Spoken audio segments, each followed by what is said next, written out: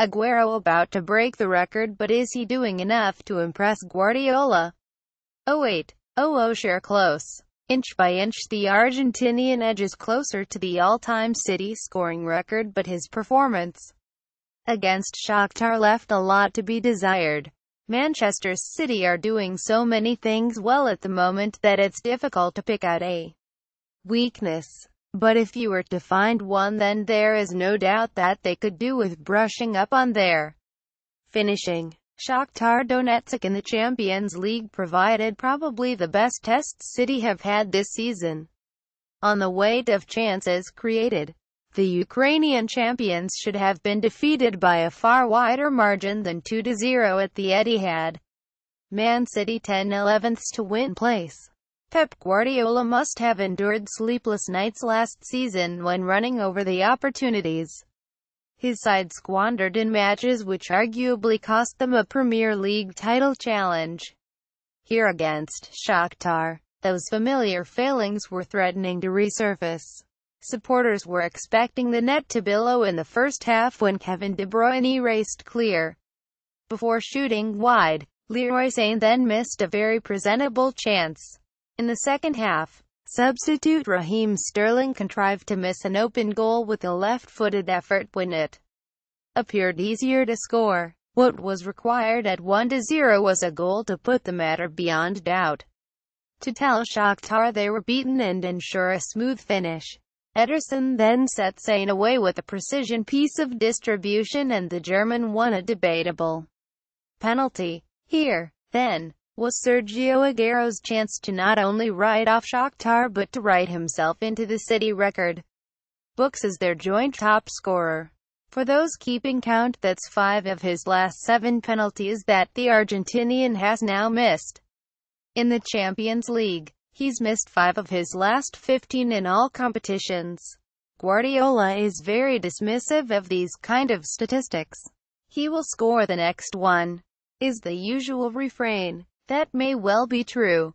Aguero will undoubtedly put away at least one more penalty for City and will undoubtedly usurp pre-war hero Eric Brook in the goal-scoring charts any day now.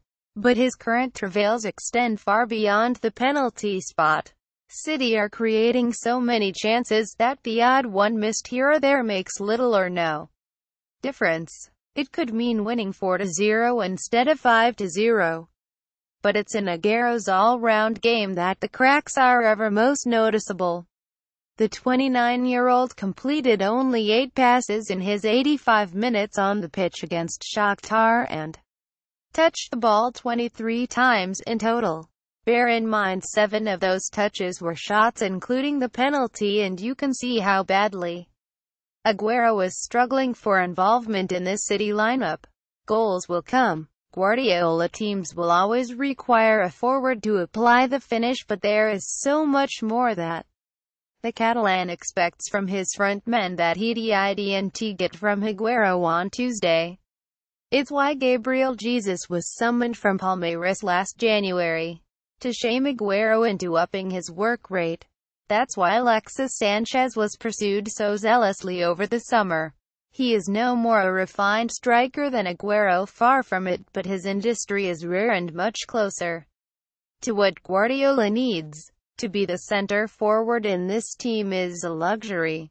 Kevin De Bruyne and David Silva are loading bullets left, right and center. Jesus, Sane, Sterling and Bernardo Silva are conjuring crosses and through balls. Benjamin Mendy, who's now sadly injured, and Kyle Walker have been overlapping and finding their forwards with telepathic ease.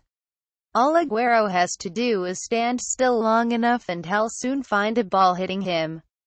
But that's not enough. There are no sacred cows around here anymore, as Guardiola has proven with a jettisoning of Joe Hart and the demotion of Yaya Toure. Even when fit, Vincent Kompany will struggle to get back in Pep's ideal 11. The only one of the old guard retaining any sort of non-negotiable stature is Silva, and that's because he fits the paradigm of a Guardiola player to a T. Aguero knew he had to work hard this season to stay uppermost in Guardiola's thoughts.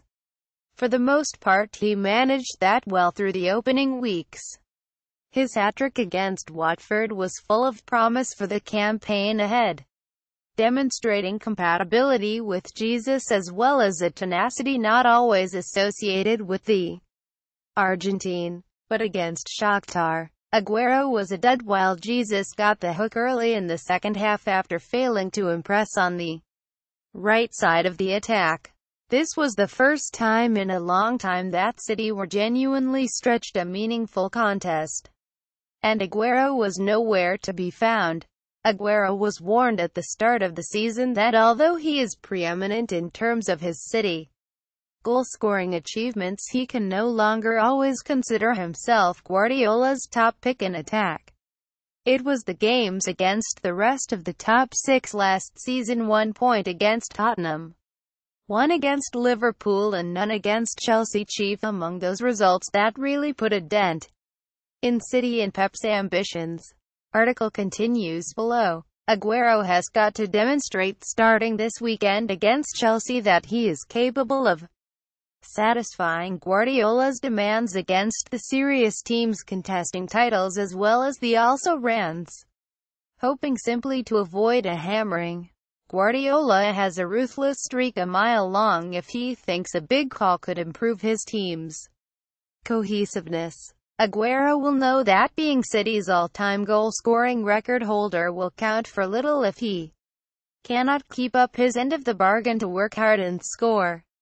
There isn't a City fan alive who doesn't love him, but Aguero learned a long time ago that there is only one man he needs to impress at the Etihad, and he's not sitting in the stands.